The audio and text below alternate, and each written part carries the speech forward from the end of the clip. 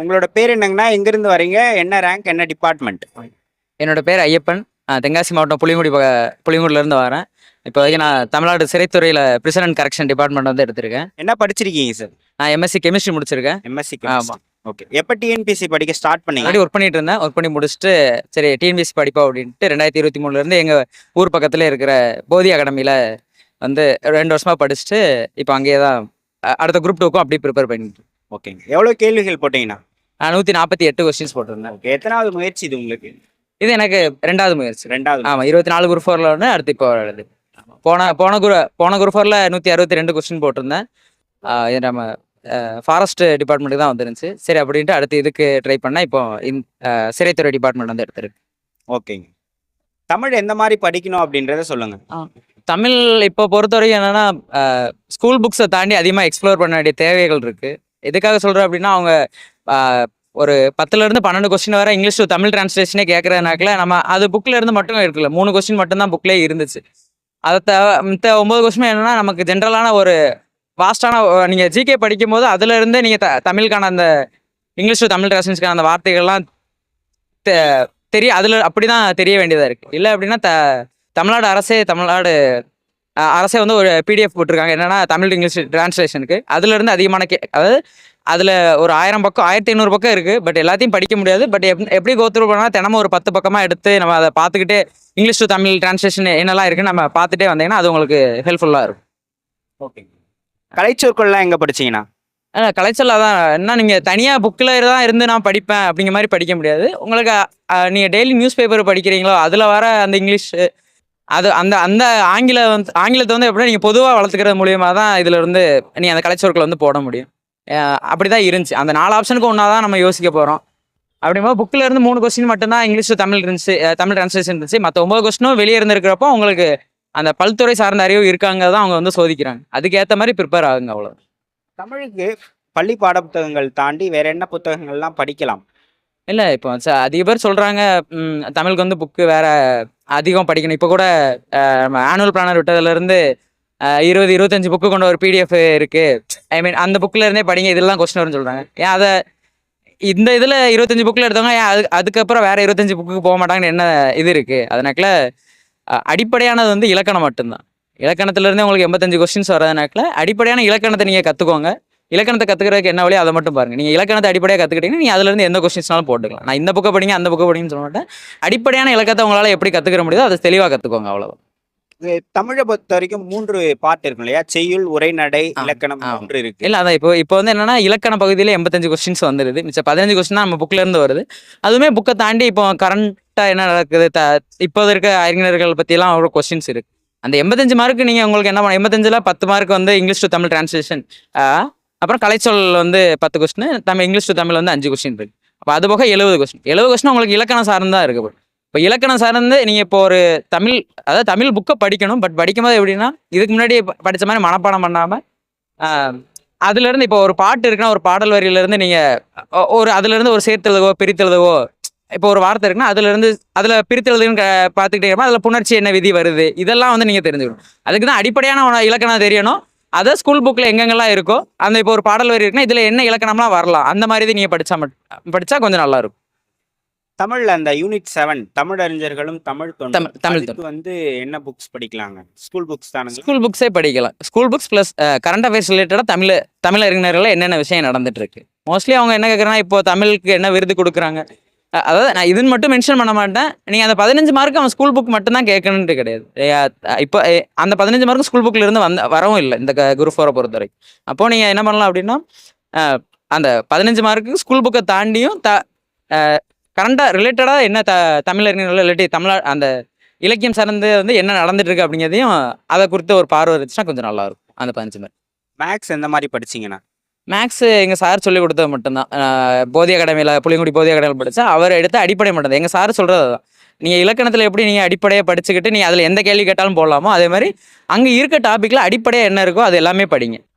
நீங்கள் அதிக பேர் இப்போ என்ன பண்ணுறாங்க அப்படின்னா யூடியூப்பை பார்த்து ஷார்ட்கட் படிக்கிறேன், அந்த ஷார்ட்கட் படிக்கிறேன், இந்த நீங்கள் அதாவது என்னை பொறுத்த வரைக்கும் என்ன அப்படின்னா கணிதத்தில் நான் 25க்கு 23 மார்க் போட்டிருந்தேன்.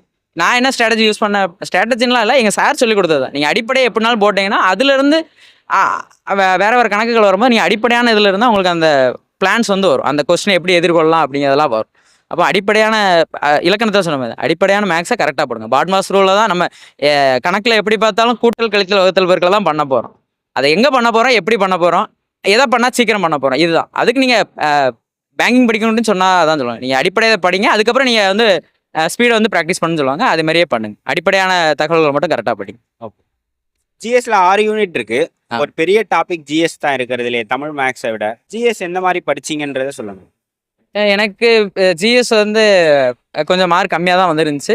பட் எப்படி இப்போ அதனால நான் என்ன சொல்லுவேன் அப்படின்னா, அதில் கரண்ட் அஃபேர்ஸ் ரிலேட்டடாக தான் இது வச்சு தமிழ்நாடு சார்ந்து என்ன நடந்துட்டு இருக்கு அப்படிங்கிறது. அதாவது நீங்கள் கரண்ட் அஃபேர்ஸ்னால் இப்போ இது நியூஸ் பேப்பரில் படிக்க மட்டும் கரண்ட் அஃபேர்ஸ், நம்மளை சார்ந்து என்ன நடந்துட்டு இருக்கு. இப்போ ஒன்றும் இல்லை, கரண்ட் அஃபேர்ஸ் எல்லாரும் படிக்கிறாங்க எப்படின்னா, இப்போ எண்ணூரில் வந்து துறைமுகத்தில் வந்து ஒரு விபத்து நடந்துச்சு, விபத்தில் 3 பேர் இறந்துட்டாங்க. இது நியூஸ் நமக்கு தேவையில்லை. ஆனால் நமக்கு எது தேவை அப்படின்னா, இப்போ நீங்கள் எண்ணூர்னு எடுத்துக்கிட்டீங்க அப்படின்னா எண்ணூர்லேருந்து என்ன ரிலேட்டடாக கொண்டு போனால் செஸ். எண்ணூரில் வந்து ஸ்பெஷல் எக்கனாமிக் ஜோன் இருக்கு. அது எப்போ கொண்டு வந்தாங்க, ஒவ்வொரு ஸ்பெஷல் எக்கனாமிக் ஜோனுக்கும் வந்து ஒவ்வொரு பொருட்களை வந்து டார்கெட் பண்ணுவாங்க. அப்போ அங்கே எண்ணூர் செஸ்ஸில் வந்து என்ன பொருளை டார்கெட் பண்ணி கம்பெனிஸ் வந்து இது பண்ணிட்டு இருக்காங்க. இதே மாதிரி தான் அதே மாதிரி நீங்கள் படிச்சீங்கன்னா கொஞ்சம் நல்லா இருக்கும்னு நான் ஃபீல் பண்ணுறேன். ஜிஎஸ்ல உங்களுக்கு மார்க் குறைஞ்சதுக்கான காரணம் என்ன நினைக்கிறீங்க? என்ன படிக்காம விட்டுட்டீங்க, இல்லை என்ன தவறு பண்ணீங்க? என்ன தவறு பண்ணா, எனக்கு வந்து ஹிஸ்ட்ரி படிக்கிறது வந்து பிடிக்காது. ஹிஸ்ட்ரி வந்து நான் இது வரைக்கும் ஐஎன்எம் வந்து நான் பெருசாக படிச்சதில்லை. பட் கொஞ்சம் எப்படின்னா அங்கங்கே முக்கியமான நிகழ்வுகள் என்ன நடந்துச்சோ அதை மட்டும் ஞாபகம் வச்சுட்டு அப்படியே படிப்பேன். சில டாபிக் நான் ஒமிட் பண்ணது தான் மார்க் குறைஞ்சிருக்கும் நான் நம்புறேன். அவ்வளோதான். நீங்கள் தமிழ்நாடு சார்ந்து அதுலேயும் சொல்கிறது, தமிழ்நாடு சார்ந்து என்ன நடந்துட்டு இருக்கோ நீங்கள் அதில் தெளிவானீங்கனாலே அந்த கரண்ட் அஃபேர்ஸ் போடுறது நல்லாயிருக்கும். நோட்ஸ்லாம் எடுப்பீங்களா? ஆமாம், கைப்பட நோட்ஸ். நம்ம விஜய்க்கே நான் பாலிட்டி மற்ற இது படிக்கிறேன் அப்படின்னா கைப்பட நோட்ஸ் ஓரளவுக்கு எழுதுவேன். ஆனால் ஃபுல்லாகவே எல்லா நோட்ஸில் தான் படிச்சிருந்தோம். நான் ஓரளவுக்கு என்ன பொறுத்த வரைக்கும் எனக்கு என்ன புரியுதோ அதே மாதிரி நோட்ஸ் எடுத்து படித்தேன். நோட்ஸ் எடுக்கிறதால என்ன பெனிஃபிட், நோட்ஸ் எப்படி எடுக்கணுன்றத சொல்லுங்கள். நோட்ஸ் எப்படி எடுக்கணும்னா, நீங்கள் படிக்கிற எல்லாத்தையும் நோட்ஸ் எடுக்கணும்னு எந்த அவசியமும் கிடையாது. நீங்கள் படிக்கிறதுல உங்களுக்கு எது முக்கியம்னு தெரியுதோ அதாவது நோட்ஸ் வந்து எதுக்கு அப்படின்னா, நீங்கள் ஒரு நியர் ப்ரிப்பேர் பண்ணுறீங்க அப்படின்னா ஒரு வருஷம் நீங்கள் அதை படிச்சுட்டே இருக்கலாம், அதுக்கான டைம் இருக்கும். அந்த கடைசி நோட்டிஃபிகேஷன் பீரியடில் வந்து நீங்கள் எல்லாத்தையும் படிக்கிறதுக்கு எதை படிக்கணும் படிக்காது, அதாவது இதை இப்போ இவ்வளோ தூரம் படிச்சிருக்கோம், இப்போ அந்த ஒரு வருஷம் அதை படிச்சிருப்போம், திரும்ப அந்த 75 நாட்களில் திரும்ப எல்லாத்தையும் ஒரு தடவை இல்லை 2 தடவை ரிவிஷன் பண்ண முடியும். அதுக்காக தான் நோட்ஸ் வந்து ரொம்ப முக்கியமாக உதவும். அப்போ உங்களுக்கு எது இப்போ பாலிட்டிலாம் கண்டிப்பாக நோட்ஸ் இருந்தால் தான் டக்குன்னு முடிக்க முடியும். ஒரு வாரத்தில் நீங்கள் பிளான் பண்ணுறீங்க அப்படின்னா ஒரு வாரத்தில் முடியும், நோட்ஸ் இருந்தால் தான் முடியும். அப்போ அதே மாதிரி பிளான் பண்ணி எதுக்கு நோட்ஸ் எடுக்கணுமோ அதுக்கு நோட்ஸ் எடுத்து படிங்க. அதுக்காக தான் நோட்ஸ் முக்கியமாக யூஸ் ஆகும். அந்த நோட்டிஃபிகேஷன் பீரியடில் உங்களால் திரும்ப எல்லாத்தையும் படிக்கிறதுக்கு தான் அந்த நோட்ஸ் ரொம்ப முக்கியமாக இது. மொபைல் டிஸ்ட்ராக்ஷன் இருந்திருந்தா எப்படி அதை வந்து கண்ட்ரோல் பண்ணீங்கன்னு சொல்லுங்க. இல்லை, நான் மொபைல் டிஸ்ட்ராக்ஷனில் இல்லை, நான் அதை கண்ட்ரோல் பண்ணலாம் சொல்ல முடியாது. அதுக்காண்டி நான் ஃபோன் ஆஃப் பண்ணி வச்சேன், இல்லாட்டி நான் பீரோக்குள்ளே ஒழிச்சு வச்சேன், அந்த மாதிரிலாம் நான் பேச வரும்ல. என்னோட இது என்ன இருந்துச்சு அப்படின்னா, மொபைல் அதாவது இப்போ எங்களுக்கு எங்கள் அகாடமியில் வந்து தனியாக ஆப்பே இருக்குது. அப்போ அந்த ஆப்பில் நீங்கள் எக்ஸாம் கொஸ்டின் எப்போனாலும் எடுத்து போட்டுக்கலாம், என்னென்னாலும் பண்ணிக்கலாம்.